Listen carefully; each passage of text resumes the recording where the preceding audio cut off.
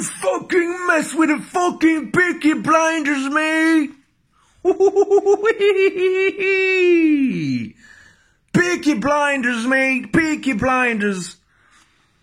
Wow, wow, wow. J'ai envie de te dire wow. Peaky Blinders.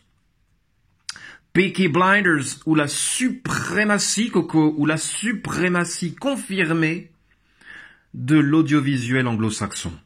Voilà. C'est dit. Ouh là là, j'ai chaud. Je viens de découvrir Peaky Blinders. 200 ans après tout le monde, hein, parce que c'est mieux.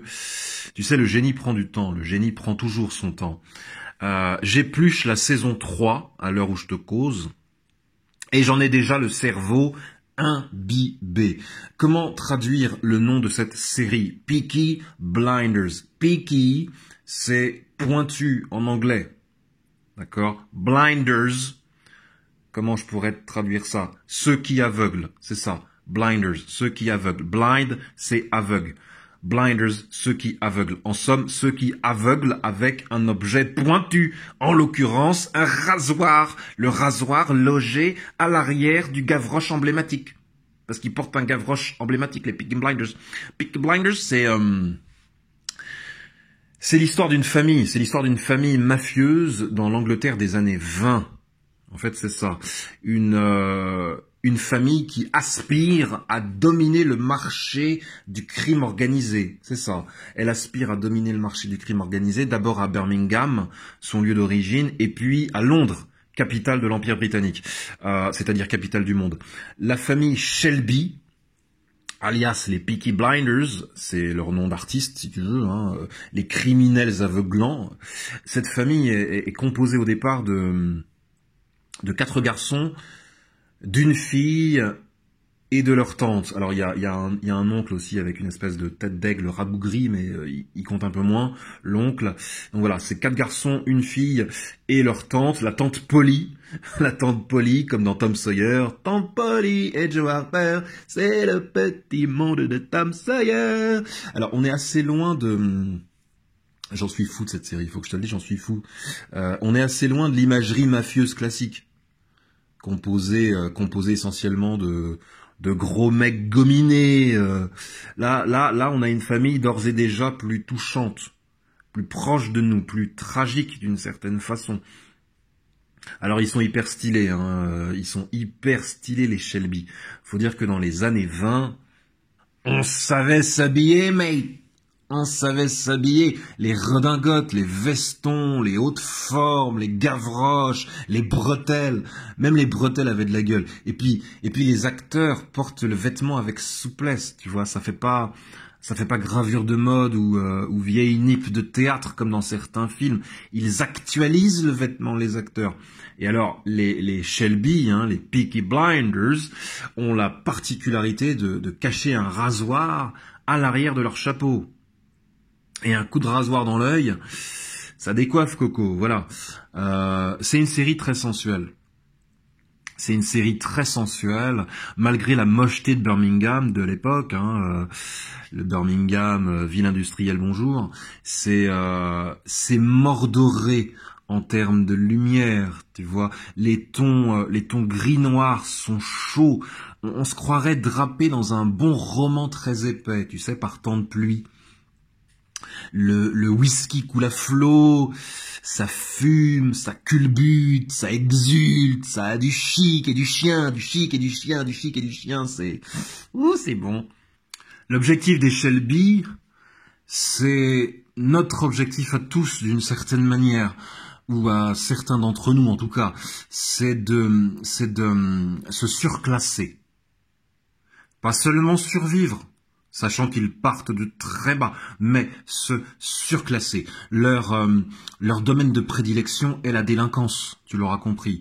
Ce sont des délinquants très stylés, mais quand même. Et cette délinquance s'exerce essentiellement dans l'import-export d'alcool, de voitures, de véhicules blindés pour l'armée, dans les paris illégaux relatifs aux courses de chevaux, autrement dit l'activité de bookmaker. Alors les bookmakers sont clean ou hors la loi, selon l'obtention ou la dénégation d'une licence accordée par un système judiciaire hyper corrompu.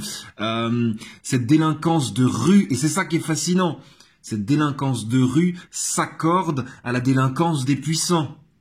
Tu vois, aux manigances des services secrets, de Churchill. Tout le monde, de bas en haut de l'échelle sociale, est corrompu en fait. Et toute l'intelligence des mafieux consiste à faire coïncider leurs intérêts avec les intérêts du système impérial, du système officiel. Cette intelligence du jeu politico-commercial, quoi, du jeu d'échecs grandeur nature, quoi, ne s'est jamais autant épanoui quand Thomas Shelby, le cadet de la famille Shelby, Thomas Shelby, aïe aïe aïe, il est presque aussi bon que moi. Non, c'est vrai, faut le dire. Faut le dire, à un moment donné, faut reconnaître les choses. Thomas Shelby, c'est... Je dirais que c'est la rencontre miraculeuse, au moins pour un scénariste, au moins pour un écrivain, entre un putain de personnage de papier et un putain d'acteur. Tu vois, ce sont les épousailles de l'esprit créatif et de la chair créative. On est loin, je l'ai déjà dit, du délinquant stéréotypé, foncièrement agressif, gominé, racaille et consort. On a ici même Cillian Murphy. Cillian Murphy, l'acteur fétiche de Christopher Nolan, bien sûr, avec ses yeux de bébé. Avec ses yeux de bébé, ses lèvres féminines et sa voix veloutée, tu vois. On a une espèce d'ange avec une coiffure vaguement skinhead et des manières d'aristocrate, tu vois, qui mène le jeu de la rue. C'est ça, il mène le jeu de la rue. Le jeu sanglant du crime organisé avec son lot de règlements de compte, d'assassinats, de trahisons, d'alliances, de mésalliances, de coups de poker, tu vois. Il mène ce jeu, le Cillian Murphy, avec une grâce inattendue. Une grâce inattendue. Ce qui est merveilleux avec ce personnage, c'est qu'on ne sait jamais vraiment ce qui le pousse à arpenter cette voie plutôt qu'une autre. Et à vouloir véritablement dominer son monde, tu vois, c'est un mystère ambulant pour sa famille, pour ses ennemis, pour les femmes de sa vie. Il est proprement illisible et ça le rend incroyable. Ça le rend incroyable. Il ne se confie jamais, par exemple. Il ne se confie jamais, le Cillian Murphy, au moins jusqu'à la saison 2, voire début de la saison 3. C'est sa sœur Ada qui le dit. Ada, il ne se confie jamais. Tout ce qu'il fait, il le fait pour le prestige de sa famille, mais son attitude générale est celle du loup solitaire. Oh là là. Tu vois, Thomas Shelby, c'est la conciliation étonnante entre l'esprit de famille, l'esprit collectif, voire patriotique, puisqu'il a fièrement combattu dans les rangs de l'armée anglaise durant la Première Guerre mondiale, et la solitude du loup. L'individualisme occidental, la conciliation des deux, parce qu'il aime sa famille indéniablement. Et je dirais même qu'il aime passionnément sa famille, c'est un chef de meute. Il s'impose la responsabilité du chef de meute, alors même qu'il n'est pas l'aîné. Arthur est l'aîné. Arthur, c'est... Ah, il est bon ce Arthur. Arthur, c'est Guillaume Depardieu version anglaise. Il est impressionnant de ressemblance avec Guillaume Depardieu, cet acteur cabossé, enragé, tragique, qui joue Arthur. Paul Anderson, il s'appelle. Paul Anderson, le mec qui joue Arthur. Thumbs up. J'ai envie de te dire thumbs up, Paul. Il est superbe de pathétique et de violence. Rends-toi compte qu'à une extrémité de l'éventail psychologique, tu as Arthur, et à l'autre extrémité de l'éventail psychologique, tu as son frère, Thomas. D'accord ? Arthur brûle sa vie par les deux bouts. Il profite de l'ascendant des Peaky Blinders pour se droguer, se murger, forniquer dans tous les sens, comme si demain n'existait pas, quoi. Alors que son petit frère s'économise en permanence, se contrôle en permanence. C'est une sorte de moine visionnaire, le Thomas Shelby, tu vois, il a une vision. Hein, et cette vision l'arrache au temps présent. Il a toujours, ou presque toujours, un coup d'avance sur tout le monde, tu vois. Il vit dans le futur. L'opposition de caractère entre les deux frères est fascinante. D'autant plus qu'ils s'aiment.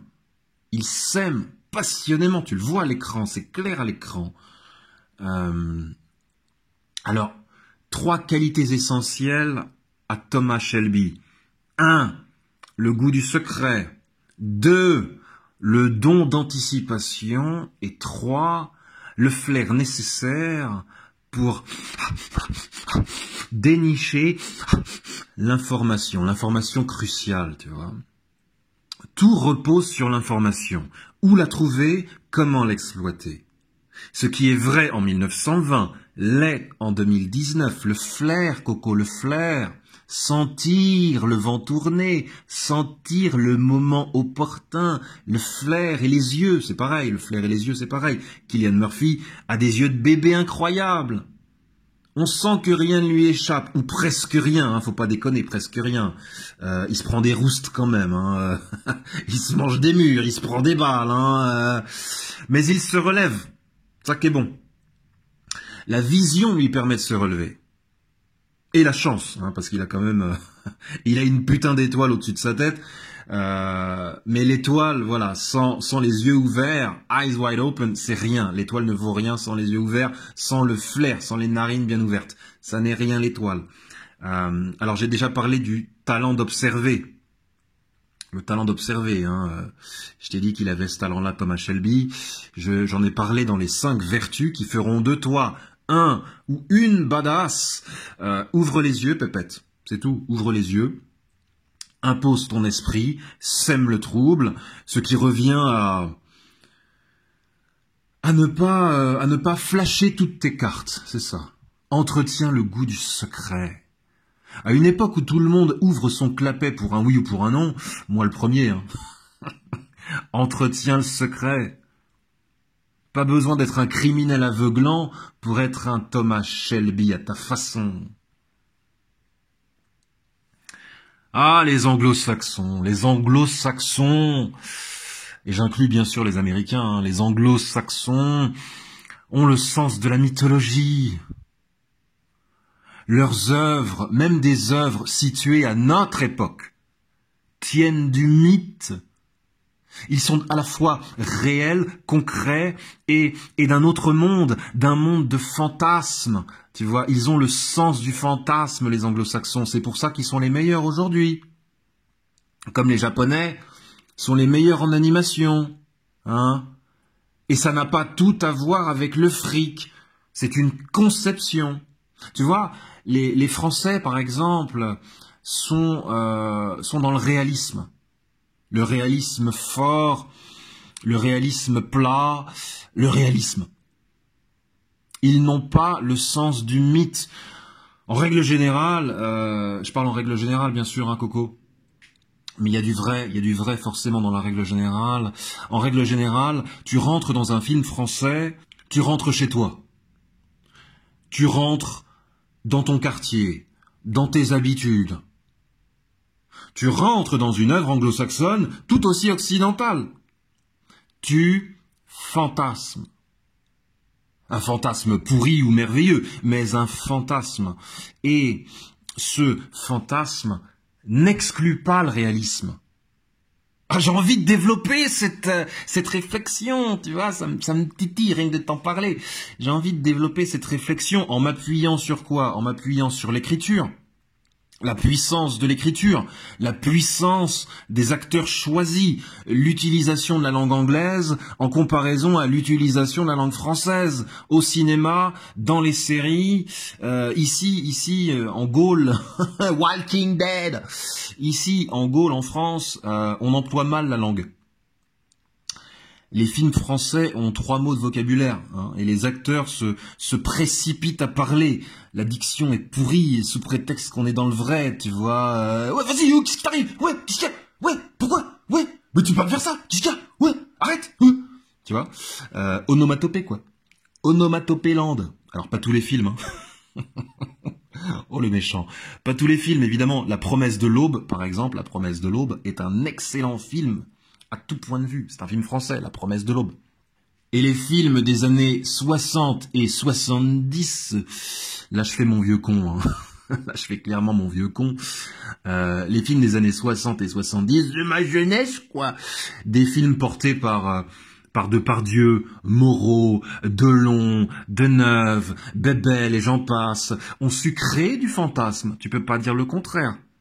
Le fantasme à la française, distinctif, et qui n'exclut pas le réalisme. Encore une fois, hein, c'est pas l'un ou l'autre, Coco.